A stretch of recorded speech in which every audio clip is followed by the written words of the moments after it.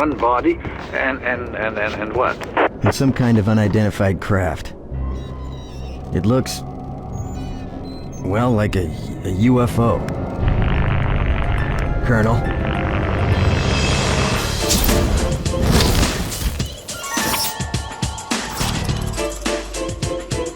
Out of all the games to bring back for the modern audience, The Thing is an interesting choice. Because the movie is gorgeous, timeless, has amazing effects, and you can see its influences in tons of games. The Thing the Game is a 2002 title, which was the era of god-awful movie licensed games, with a few exceptions. So, which one was The Thing? I guess that's always the question. I had played this game before, and I vaguely remembered it. Mainly that it had neat ideas, but was inconsistent and frustrating. So when Nightdive offered me a copy of the remaster, I grabbed the original, downloaded what fixes there were for it, and played it the whole way through. And the game was way more ambitious than I remembered, and also way worse. Hey, it looks like your girl. But having played them back to back, I know just how much the remaster has improved things, and what's still the same. So, no nostalgia goggles, I'll go through what's different, and we'll take it from the beginning. Larsen! Larsen!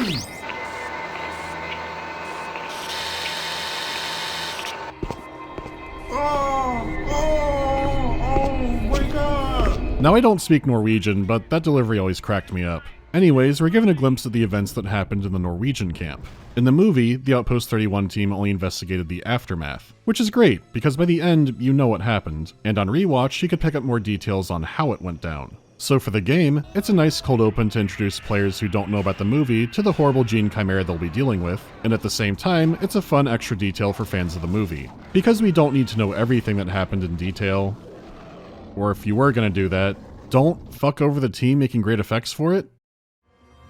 Jesus Christ. Then comes your proper protagonist, Captain Blake. A Colonel Whitley has sent him with Special Forces teams to find out what happened to the Norwegian and American bases.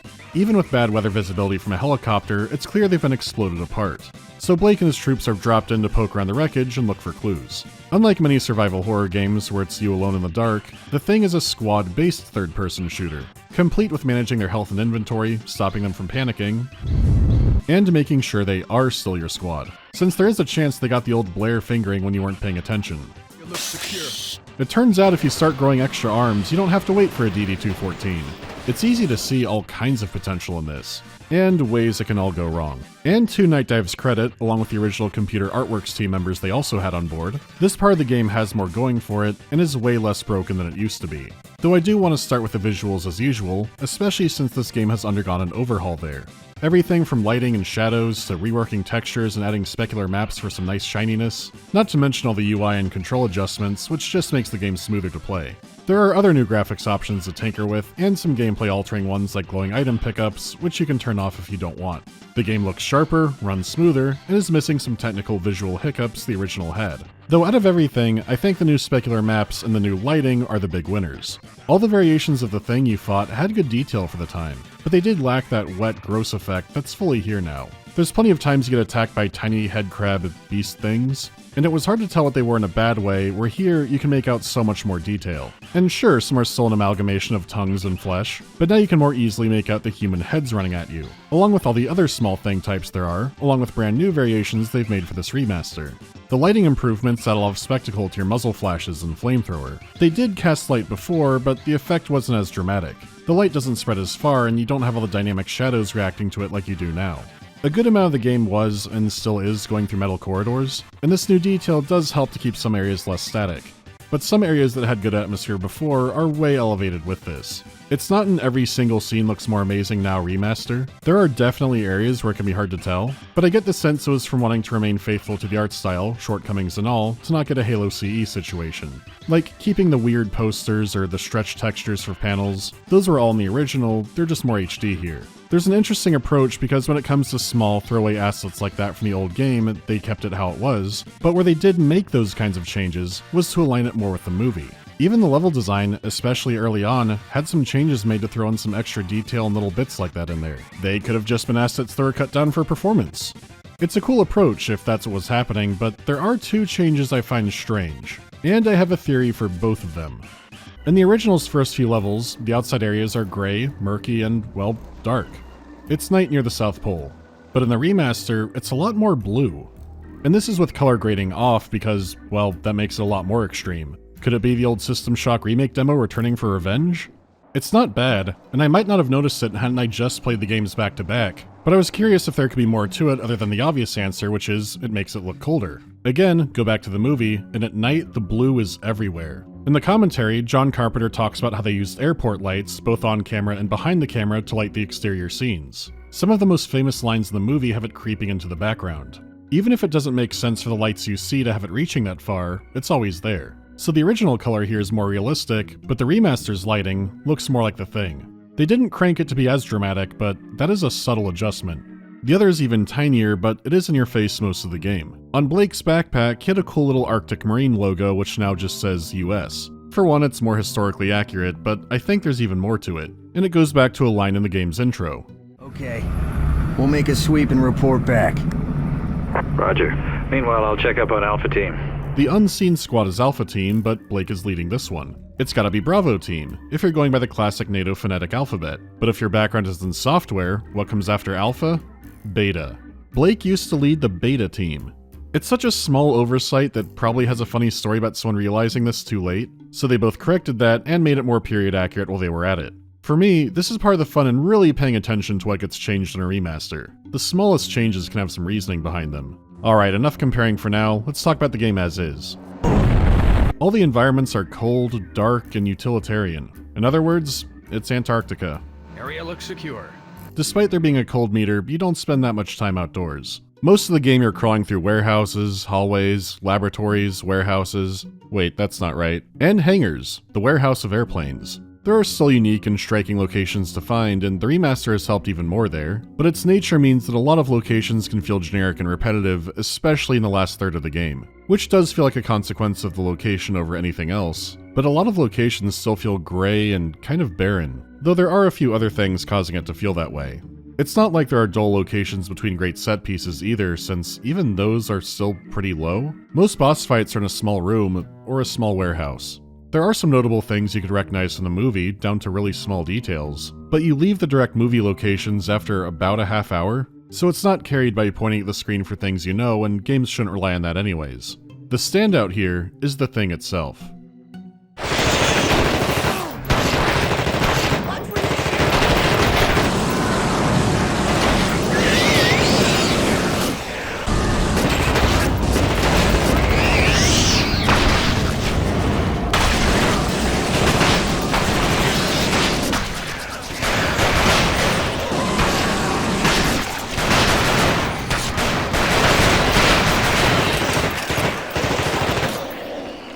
Oh, he's being cheeky.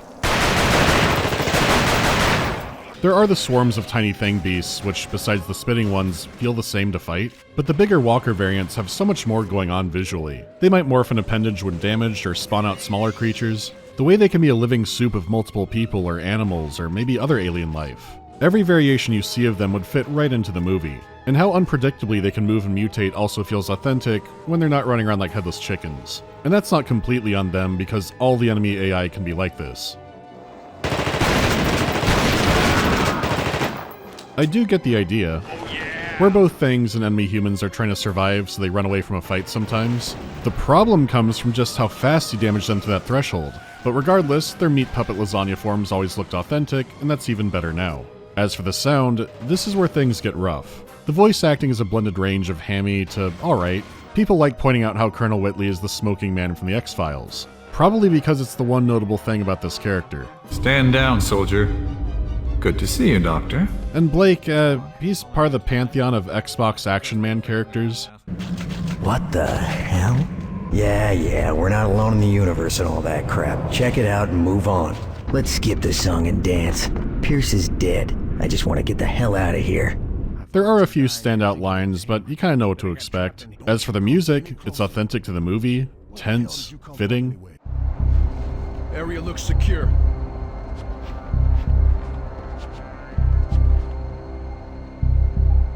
And you get maybe 10-second stings of it until it fades off into silence. It's so sudden and awkward.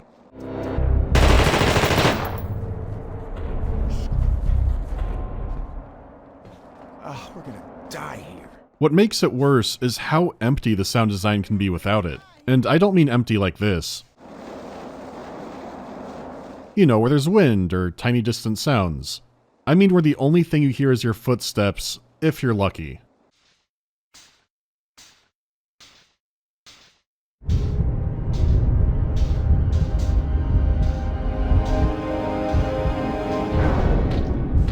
Okay, enough of that. Let me hear my items scrolling.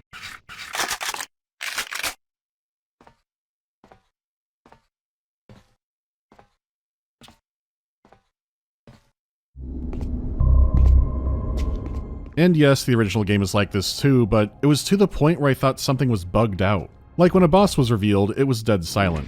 And watch how the camera whips around it. Like, that has to be an audio sting not playing right.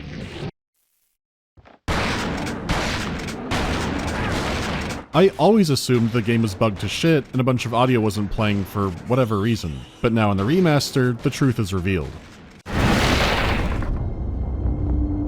Okay, he may have exploded through the boxes, but there was a little music sting.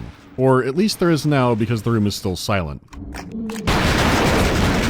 Like, the fact the audio doesn't seem to have gone through much of an overhaul is crazy to me. Ennio Morricone's soundtrack for the movie is just iconic. I hate to say it, but even Among Us is outdoing the official game here.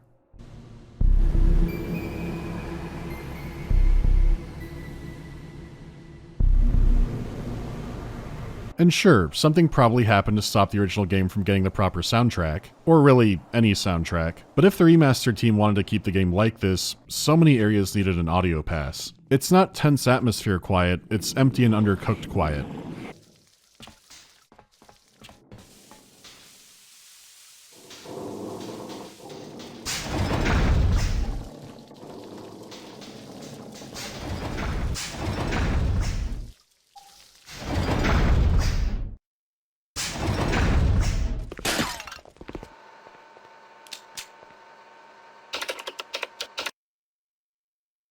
It either needed more layers of effects or, look, let me throw in the music from earlier. The lack of ambient audio was a huge pit in the game and it barely seems to have been touched here. I hate this place.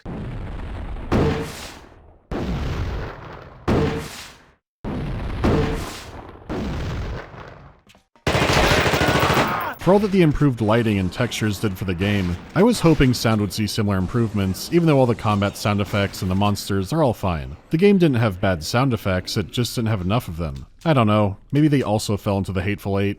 Actually, the one full song the original had was in the credits. Yeah, that didn't make it back for this one.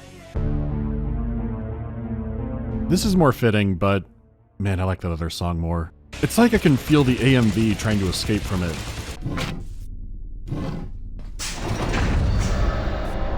Oh, yeah, no, you're not fucking coming with me. No. Of course, besides the visuals, the focus was on tweaking the gameplay. It's in a funny spot because the original game sold over 1 million copies and reviewed fairly well, but it's largely considered a cult game with a small following. There's a good reason for that. I've always thought it was underrated or maybe underappreciated for what it tried to do for the genre. After all, it's basically the only game like this. But really think about that. It sold well, reviewed well, it's the only game like it. Games rip off innovations from each other constantly, it's what keeps things moving forward. The Deception formula really took off in multiplayer, but in single player, it wasn't touched even before those went off. But the squad control and trust mechanics are just one part of the game.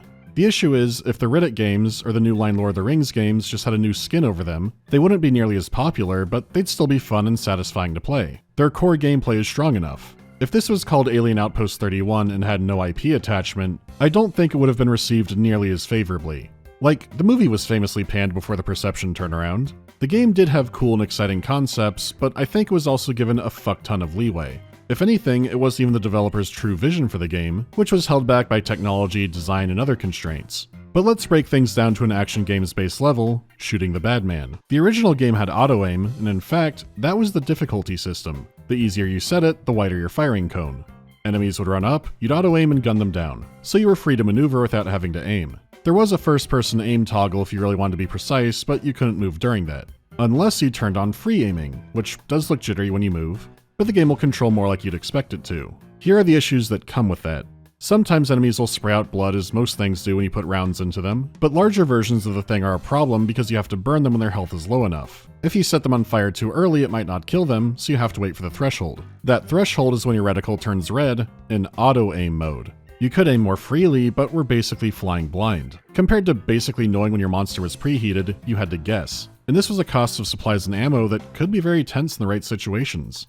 This was also one of those games where if you reloaded, you lost the entire old magazine. So trusting a new squad mate with lots of ammo was risky since they wouldn't always drop it. There were some magical moments where I was low on health and ammo playing cat and mouse with the monster. Not knowing how close to death it was, but knowing how much I was did feel tense. But the reality is if you try to play the entire game that way, you will start going bald. Because lack of feedback sucks if you're shooting at a boss and wondering if it's actually doing anything. Or how about shooting at a gun turret where you watch the bullets phase through it like you're not doing any damage. That reticle color was often the only way to tell you were doing anything. But beyond being stiff in both modes, the actual shooting just felt bad. Aiming too far down in free aim or first person mode, you could easily kill yourself with your own fire, even if it looks like you're aiming level or in front of you. Weapons like the shotgun could frequently not fire because you're supposed to hold the attack button down. If you tried to click or hit a button to shoot every time, sometimes it wouldn't happen. But between all that, the checkpoints could be incredibly far from each other.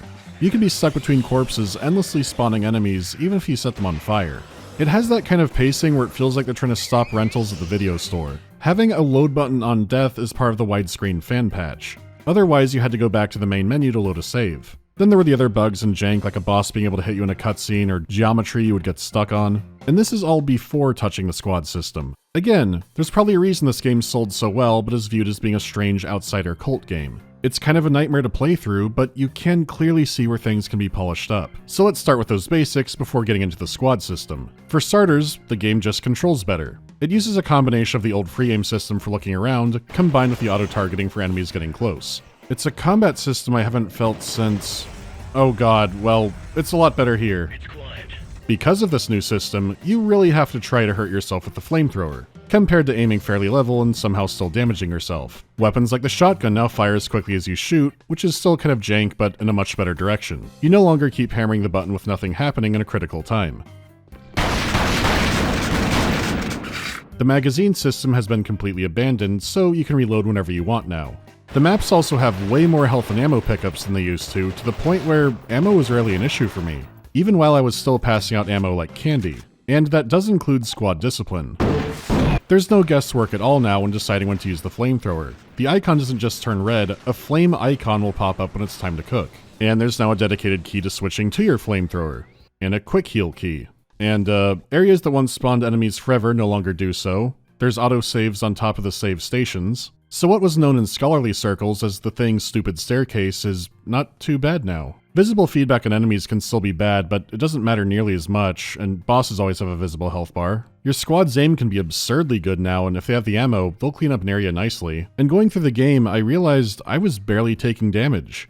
Areas that I had really had to power through before, I was just breezing by. Looking through the options, you can't go back to the no auto-targeting system at all. What you can do is limit your auto-aim range, and there is a new difficulty system, but it seems to increase damage to you and not much else. Even with those settings cranked, I was still flying through this game. And I know there are arguments that stiff controls make better horror games and stuff like that, but stiff controls were just one thing that made this game hard. I'd still die every once in a blue moon. But it feels like they sanded down every part that made the game hard individually. Like, you don't have to deal with magazines, and there's more health and ammo around, and the enemies hurt less, and the checkpoints are a lot less horrible, all umbrellaed under better aiming controls with quick swap keys. And again, I think the balance of difficult elements in the original was horrible, but these changes came across like they were all decided beforehand rather than, say, the new control scheme going in, and then iterating on those systems, seeing how it played then.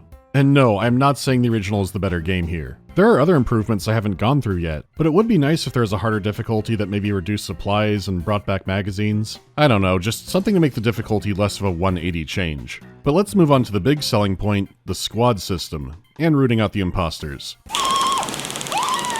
The game has some Half-Life influence, but more directly, opposing force. Since you played in the military this time, you would sometimes get squad mates. You had your standard Crayola connoisseurs, but also engineers for cutting open doors, and medics to heal you and the rest of the team. They were only around for small portions of the game, but more developed than Half-Life proper. The Thing also has standard soldiers, engineers, and medics, but they're around a lot more frequently, and you often find new ones to recruit. But to make them more human, they're ruled by trust and fear. If your guys find something unsettling, you'll know about it because they start puking all over themselves. This is going to be happening a lot, sometimes mid-sentence, sometimes in the middle of a firefight. It's a lot. Roman bachelor parties didn't have this much vomit. And they do have a few other ways of letting you know they're freaked out, and if their fear level gets too high, they'll go into a full-blown panic. They'll have breakdowns refusing to move, run away, fire their weapons off wildly, so you want to try and mitigate it before it hits this point. This is mainly done by giving them more ammo, gunning down aliens, but also keeping them away from areas that are too scary, because even on the lower end, fear will still affect their accuracy. The reality is, with how small these areas can be, that's inevitable. But it's kind of comedy gold too, since sometimes they'll go, "Oh my god," then walk a few steps and go, "That's good." Oh man, we're gonna die here! Wow! What flavor of shit is that? Damn, good shot. I'm okay, alright? But sometimes, whether your fault or not, they're gonna hit that breaking point.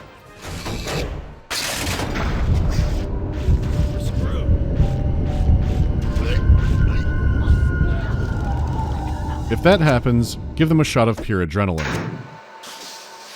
I'll pull it together. Yeah, nice and calm now. It's a solid idea, but the reality is, it's just kind of silly to watch. But it adds so much character and entertainment value. An area that you're not really paying attention to might suddenly scare the hell out of one of your squad mates. Because as a player, you might be getting numb to all the blood and gore, but they do help ground you there. You get how it should work, and it does seem like a great idea, just one ahead of its time. You would need more control of your squad, better mitigation methods, and more intricate levels to really make it shine. Even in this state, I still think it's a good addition, but it's the trust system that was the most ambitious, and was the most broken. For starters, the thing is now operating more like a zombie virus. Like, you can convert into one. I'm not going anywhere. It's over. What? It got me. I can feel it. And it can now copy your clothing. Huh. Your squad could be an alien, but they also think you could be an alien. And since now it spreads like rabies, if someone was hit in combat, they can now be the enemy. Oh god. The issue is you've got to keep them around. Engineers are the only class that can open certain doors that you need to progress. If they die in certain fights or lose the infection dice roll, that can be a game over. Keeping medics alive isn't as critical, but in the old resource-starved version, they were certainly a lot more helpful. Soldiers are okay, but everyone shoots accurately now, and even in the original, they weren't that beneficial. Another gun is another gun. However, they won't follow you or your orders if they don't trust you. Similar to Fear, you need to give them weapons and ammo, and they need to see you kill aliens. Because if you're not fighting alongside them, that does seem pretty suspicious. To fix that, you can use a rare blood testing kit on yourself. And Jesus Christ, get some apple juice or something. Same goes for your team. If you think they're full of shit and maybe huskies, you can pull out a 2-liter Fanta of blood. Alright, let's do this! You wouldn't betray me, Mr. Carpenter. Yeah, that's right, you're a gamer. In the original game, this had a major problem. There were some boss fights and locations where the squad AI wasn't quite good enough to participate. So every so often, a man would just explode into being the Thing, and it could happen despite your best defense efforts. Alright, let's do this. Yeah, that's my Collins. No known allergies. Come, my narcoleptic but otherwise healthy friend. Collins? Oh god damn it, you just got your shot! He could have been naturally infected before that point, but when he gets there, he's turning. But these special triggers always happened in the same spot, so once you knew them, you took care of them early. But now with the remaster, you can see something crazier than the man river dancing. Collins can now walk all the way down this hallway and help with the boss fight. All the scripted infections are gone, which is a huge improvement. We can win as a team now. What? No! Collins, how did... Oh, damn it. Yeah, there are still areas where they can't follow you for whatever reason, but there's no more testing and then getting the Thing 3 seconds later. In fact, while the squad screen only has 4 slots, it's all based on proximity, so I had 5, 6, 7 units in a squad at once. And with more people, I saw things that I had no idea could happen in the trust system. Like an engineer I found who really did not like the looks of me. That is such a cool feature. What it doesn't fix is that blood testing is still mainly a waste of time. Squad members are still helpful until they turn into a monster, and so testing a monster just reveals them in that moment. They can't pickpocket items off of you or blow you away with a gun if they're still disguised. It's possible they could add that in, but the reality is most people would probably think some kind of bug was happening if their squad mate suddenly shoots them in the face. And with the infection-prone combat there is, that can mean a lot of friendly fire happening. A blood test is still best used to make people trust you and not much else. That and the trust system itself still has some holes in it, like friendly fire can happen. Oh shit, that was gnarly. I mean more executing your men one by one with no testing. It still seems to be tracked individually, so if you shoot someone in the leg, then yeah, they'll trust you less, but they won't bat an eye at 40k style cowardice corrections. But hey, your guys no longer turn to a monster for no reason. We made it, men. Okay. All the squad stuff works better than it used to. Works better than opposing force. So for an improved, albeit easier game, it can be fun and interesting, but there's still some baggage. The act of running around shooting thing beasts with your squad feels more smooth and responsive than ever. And while limited, there are some sections that really take advantage of you being clever with your squad. Like one where you wake up in a lab with no weaponry, patrolling monsters, and just a few cameras. You have to carefully time crossing the hallway, find someone with a weapon and make them trust you, and then build your group and equipment back up, relying on them to protect you. From there, scope out certain doors using a camera, send a squad member ahead, and then cover them with a remote turret. It's the kind of thing I wish the game had more of, especially now that it's more functional. But it's mostly murder hoboing, and the last third of the game is murder hoboing soldiers. There are still some creatures around, but what made the game unique starts falling off more and more. Also, compared to creatures, it's a lot harder to buy soldiers running around aimlessly. Before, you could probably tell the enemy AI was iffy, but at this point, you know it for sure. Plus, there were a few times where my own squad bugged out and stopped following me, and I had not seen that happen in the old version. There are some new bugs this time around, though thankfully I didn't run into too many. Speaking of those, the boss fights have had shockingly little changes to them. One you are supposed to dodge and circle strafe, but if you got close to it, it can never hit you. It has the exact same problem here. Or that awful little ledge in this fight. And I don't think they kept these to be authentic either, because they did remix some later objectives like the C4 hangars, which seemed like a weird change to me compared to something obviously awful like the staircase. It's a very uneven game at its core, but only a 4 to 7 hour one, so it doesn't drag out horribly. There are still solid improvements that could be made, but they're not going to change what the game is. An okay 2002 third-person action shooter, with some cool and ambitious ideas that are executed better here, but too much convenience has sacrificed some needed friction which could be put back in. Maybe in some kind of new mode called Chess Wizard or something. As for the story, there's some clear patterning off of Aliens, which isn't a bad idea if you're going for a sci-fi horror sequel. If this game was called The Things, that'd be appropriate. The military ultimate badasses come in and get more than they bargained for. There's a company up to some mischief. The main problem is, Alien's built on the fear of Alien. The alien could be anywhere, and now there's an entire hive of them. It was already established how awful one was, and now the chances are higher that it could be around any corner. Sure, because it was an action movie, a lot would be shot in the face, but they still threatened or would pick off characters you were invested in. The threat of the thing is that it can be anyone. But you don't have a strong cast of characters for the game here, you have endless red shirts for the meat grinder. And Blake himself is like a living men's deodorant commercial. Who's the cargo for? I don't know, but it sure ain't the Red Cross. A Thing game where you were in small locations with characters you were invested in could really work. The ones here are interchangeable on your quest to smite more headcrabs. Even from a world-building angle, a lot is still unclear. It seems to take place right after the movie, so there was always a hidden corporate military base down here studying the aliens. They're experimenting with it to do something, but it's all kept vague. You do find the fates of some movie characters, especially if you explore around, but I don't find the story interesting enough, good or bad, to really dig into. The one exception is a single line written by the Thing. In context, this would taunt Blake as he dies. The creature is always a survivor, but taunting goes a bit beyond that and is a little more human. Was it always like that, or has it spread to enough people that it's starting to get our tendencies for some reason? It wanted to spread and survive, but you didn't get much motivation beyond that. Actually, it's not clear if it did want to spread, it might have just wanted to escape. The whole movie is about guessing everyone's motivations, so I found this tiny bit of malice interesting. Other than that, I got nothing. Remember, no Norwegian.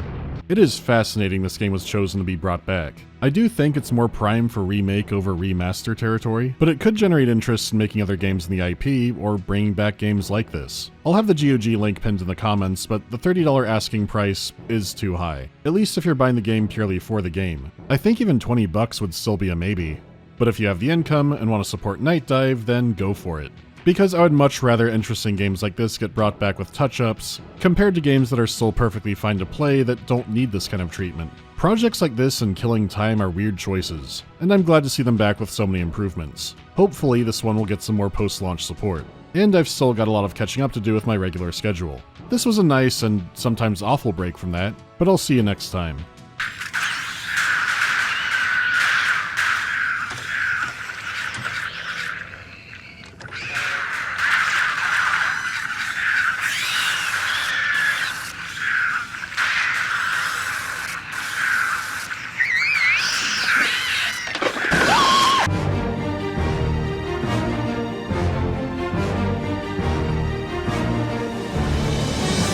Where's the Oni video?